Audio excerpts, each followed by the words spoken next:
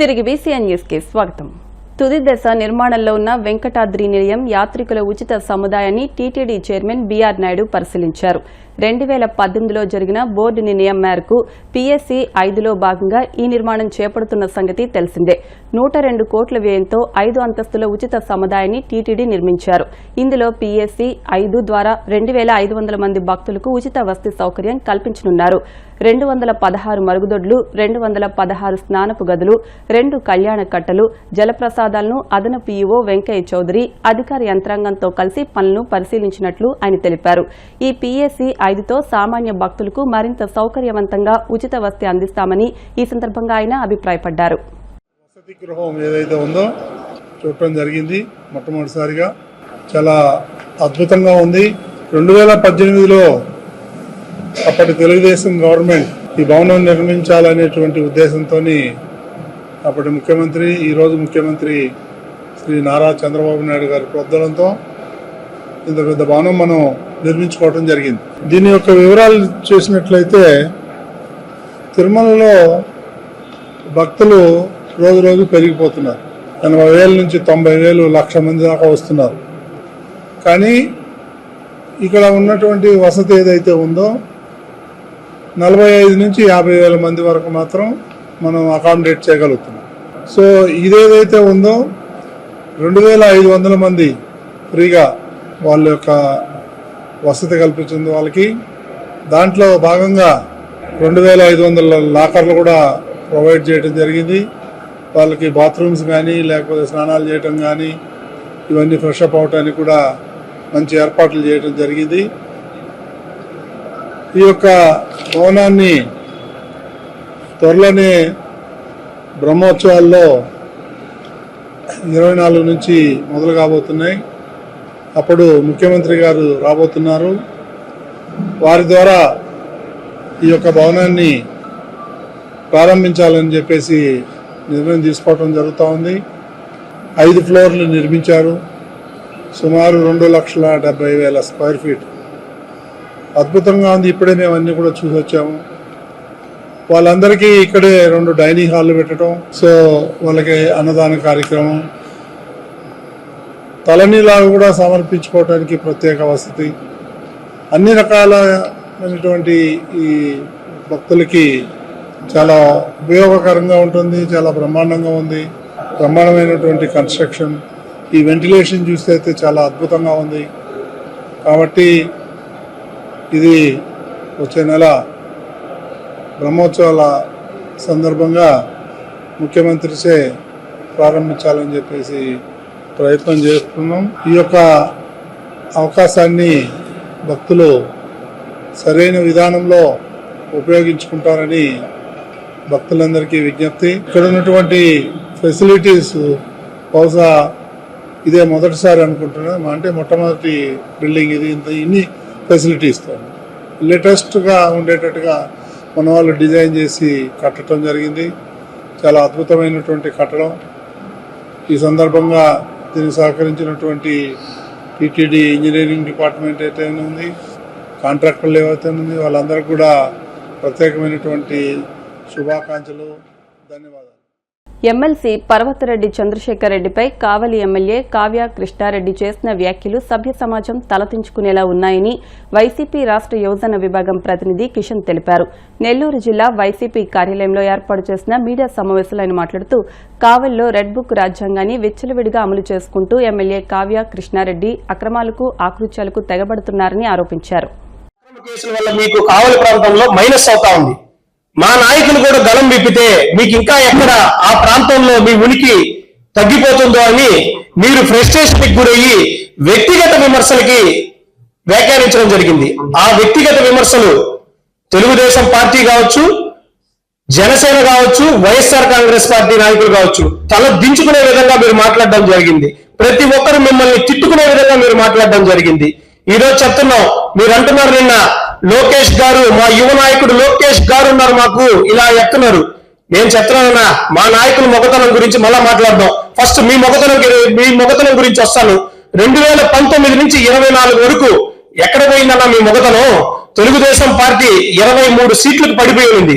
23 సీట్లకు పడిపోయినప్పుడు అక్కడ కావలి ప్రాంతంలో తెలుగుదేశం పార్టీ నాయకుల ఆర్థిక కష్టాలు కావచ్చు, వారి ఇంట్లో శుభకార్యాలు కావచ్చు, వారికి ఇంకేదైనా ఇబ్బందులు వచ్చినా కావచ్చు, మీరు ఎక్కడికి పోయారు, మీ మొగతనం ఎక్కడికి పోయింది ఆ రోజు అని చెప్పి ఈ రోజు అడగడం జరుగుతా ఉంది. ఆ రోజు ఎవరయ్యా వాళ్ళకి నిలబడింది? నెల్లూరు సిటీ నుంచి ఆ మొగతనం కోటమిరెడ్డి శ్రీనివాసులు రెడ్డి గారు పోయి వారి చెంత నిలబడ్డారు. ఆ తెలుగుదేశం పార్టీ నాయకుల వెంట నిలబడ్డారు. మిగతా 4 సంవత్సరాలు ఇన్ఛార్జ్ సుబ్బానాయుడు గారు ఇన్ఛార్జ్ బాధ్యతలు తీసుకొని నిలబడటం జరిగింది. ఆ రోజు ఆడికి పోయారు మీరు. కావ్య కృష్ణారెడ్డి గారు అంటే జిల్లాలో ఎవరికి తెలియదు, ఆఖరి కావల్లో కూడా తెలియదు నాకు తెలిసి. మీరు ఈ రోజు అక్రమంగా సంపాదించి ఆ డబ్బులు వేలం పాట పెట్టుకొని మీరు అన్నారే లోకేష్, మా యువ నాయకుడు లోకేష్ అన్నారు కదా, ఆ నాయకుడి దగ్గర మీరు వేలం పాటకు పోయి సుబ్బానాయుడు గారు జెండా పట్టుకున్నారు కాబట్టి ఎక్కువ డబ్బులు పెట్టలేరు. ఎందుకంటే ఆ 4 సంవత్సరాలు అక్కడ తెలుగుదేశం పార్టీ నాయకులు కార్యకర్తలు కష్టాలు చూస్తున్నారు కాబట్టి వాళ్ళు డబ్బులు పెట్టలేరు. ఆయన 20 కోట్లు అంటే మీరు 50 కోట్లు, మీరు అన్న లోకేష్ దగ్గర 50 కోట్లకి వేలం పాటకు పోయి మీరు సీటు కొనుక్కున్న విషయం వాస్తవం కదా. ఈవీఎంల ద్వారా ఎమ్మెల్యే అయిన మాట వాస్తవం కదా. ఈ రోజు మీరు అలా గెలిచినా కానీ కావలి ప్రాంత ప్రజల కష్టాలు మరియు తెలుగుదేశం పార్టీ మీకు ఎలాగైతే మీరు గెలిచారో. సామాజిక హక్కుల సాధన కోసం విశాఖలో ఏపీ బీసీ సంక్షేమ సంఘం ఉద్యమ బాట పట్టింది. బీసీ సామాజిక వర్గానికి ప్రభుత్వ పరంగా అందాల్సిన సహాయ సహకారాలను కల్పించాలని డిమాండ్ చేస్తూ సంఘ నాయకులు విశాఖ జీవీఎంసీ గాంధీ విగ్రహం వద్ద దీక్షకు దిగారు. దీక్షలో ఆంధ్రప్రదేశ్ బీసీ సంక్షేమ సంఘం రాష్ట్ర అధ్యక్షులు కేసన శంకర్రావు, మహిళా విభాగ నేతలు పాల్గొన్నారు. కేంద్రంలో పలు ప్రభుత్వాలు మారినా చట్టసభల్లో మహిళా రిజర్వేషన్ బిల్లు ఆమోదింపబడలేదన్నారు. ఎట్టకేలకు 33%తో మహిళా రిజర్వేషన్ బిల్లును కేంద్రంలోని మోడీ ప్రభుత్వం ఆమోదించడంపై హర్షం వ్యక్తం చేశారు. జనాభాలో 65% పైబడి ఉన్నటువంటి బీసీ వర్గాలకి సమస్త రంగాల్లో అంటే అన్ని రంగాల కేంద్ర రాష్ట్ర ప్రభుత్వ మా జనాభా దామాషా ప్రకారంగా రిజర్వేషన్ కల్పించాలి, ఉద్యోగాల్లో ప్రమోషన్ కల్పించాలి, పదవుల్లో మా వాటా మాకు ఇవ్వాలి. కానీ ఏ రాజకీయ పార్టీ కూడా ఆ రకమైనటువంటి ఆలోచన చేసిన విధానం అయితే మాత్రం మాకైతే ఎక్కడ కనపట్టలేదు. కేవలంగా ఓట్ బ్యాంక్ రాజకీయాలుగానే చేస్తున్నారు తప్ప అన్ని రంగాల్లో బీసీలకి ఇటు కేంద్ర ప్రభుత్వం కానీ ఇటు రాష్ట్ర ప్రభుత్వాలు కానీ బీసీల వాటాకి ఇవ్వాలి అనేటువంటి ఆలోచన ఎక్కడ కనపట్టలేదు. దీని మీద రాష్ట్ర వ్యాప్తంగా కూడా అన్ని కుల సంఘ నాయకులతో, అన్ని బీసీ సంఘాలతో, అన్ని ప్రజా సంఘాలతో ఒక ఐక్యంగా తీసుకొచ్చి దీని మీద అసెంబ్లీలో చంద్రబాబు నాయుడు గారు 33% చట్టసభలో రిజర్వేషన్ ఇస్తారని చెప్పారు. తీర్మానం చేశారు, కేంద్రానికి పంపించారు. కానీ ఇంతవరకు దానికి అతిగతి లేనటువంటి పరిస్థితి. దాని మీద చంద్రబాబు నాయుడు గారు పూర్తిగా అధ్యయనం చేసి దాని ఫలితాలు సాధించే విధంగా ఆ దిశగా ప్రయాణం చేయాలని మేము కోరుతా ఉన్నాం. ఒక దేశ ప్రధాని నరేంద్ర మోడీ గారు నేను బీసీని అని చెప్పుకుని ఈ దేశానికి 3 సార్లు ప్రధాని అయ్యారు. అయ్యా మోడీ గారు, మీరు ఒక బీసీగా ప్రధాని అయిన తర్వాత ఈ దేశంలో బలహీన బడుగు వర్గాలు, చేతి వృత్తులు వారందరూ కూడా సరైనటువంటి వాళ్ళకి మరి వ్యాపార రంగంలో కానీ, సంక్షేమ పథకాల రంగంలో కానీ ఏ రంగంలో కూడా సరైనటువంటి న్యాయం జరగకపోవటం అనేది చాలా దురదృష్టకరమైన సంఘటన. మహిళలకి 33% కోటా ఇవ్వాలనేటువంటిది ఇక్కడ వైజాగ్ లో పెట్టాం, విజయవాడలో పెట్టాం. వైజాగ్ లో ఈ రోజున ఈ యొక్క కార్యక్రమాన్ని, ధర్నా కార్యక్రమాన్ని మహిళా అధ్యక్షురాల ద్వారా కేసన్ శంకర్రావు గారి ఆధ్వర్యంలో ఒక కార్యక్రమాన్ని చేపట్టాం. ఈ 33% ఇచ్చేశారు. దానికి మేము సమర్థిస్తున్నాం. ప్రభుత్వాన్ని అయితే కేంద్ర ప్రభుత్వాన్ని రాష్ట్రం సమర్థిస్తున్నాం. కానీ మరి మహిళలకి ఎట్లా 33% కనుక మీకు రిజర్వేషన్ మహిళలకు ఇస్తే మన ధనాధిక్యత కులాలే కాకుండా అన్ని కూడా ఓసీ కులాలకు మాత్రమే అన్ని వెళ్ళిపోతాయి. దానికి ముఖ్యంగా ఇంకొక విషయం ఒకటి చెప్తున్నాను. ఏంటంటే మన ముఖ్యమంత్రి గారు నారా చంద్రబాబు నాయుడు గారు వైజాగ్ లో నేను పేపర్లో మీరు చూసుకుంటారు, మొట్టమొదటిగా ఒక పిలుపునిచ్చాం. మనకి ఎంబీసీలు అనే కులాన్ని వాళ్ళ బీసీలు రావటం లేదు.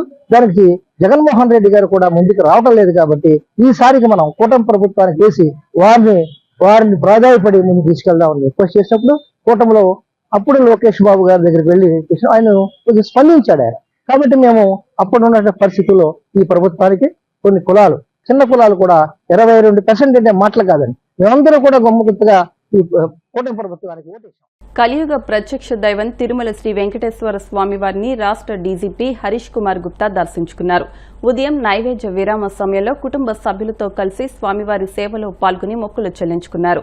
దర్శనానంతరం వీరికి రంగనాయకుల మండపంలో వేద పండితులు వేద ఆశీర్వచనం అందించగా ఆలయ అధికారులు స్వామివారి తీర్థ ప్రసాదాలు అందజేసి పట్టువస్త్రంతో సత్కరించారు.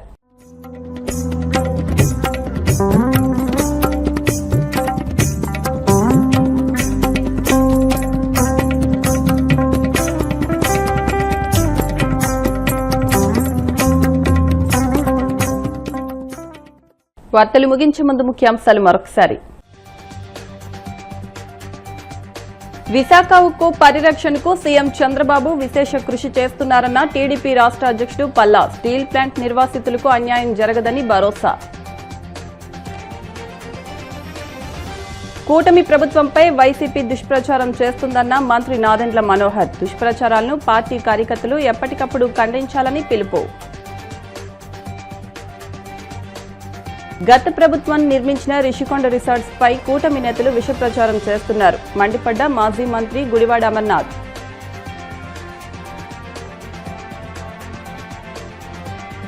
తిరుమల శ్రీవారిని దర్శించుకున్న ఏపీ డీజీపీ హరీష్ కుమార్ గుప్తా. ఆలయ మర్యాదలతో స్వాగతం పలికిన అధికారులు.